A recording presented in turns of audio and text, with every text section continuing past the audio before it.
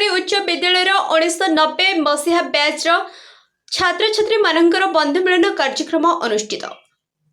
सुनाबेला स्थित सरकारी उच्च विद्यालय 1990 मसीहा बैच छात्र छात्री मानकर बंधु मिलन कार्यक्रम को देवमाली पब्लिक स्कूल रे करा जायछि। एथिरे एही बैच छात्र छात्री माने पहुंची निज निजर मंतव्य प्रदान करिबा परे एक भोजीर आयोजन करा जायथिला।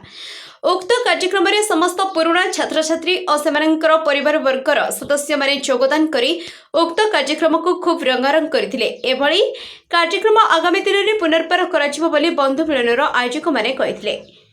परिशेष में गुरुजी मानकु गुरु दक्षिणा भावे उपहार प्रदान करा जायछि। रंगारंग कार्यक्रम आयोजन मध्य करा जायथिला। 1990 बैच समस्त पुरातन छात्र केक काटी खुशी रे परस्पर को आलिंगन करथिले।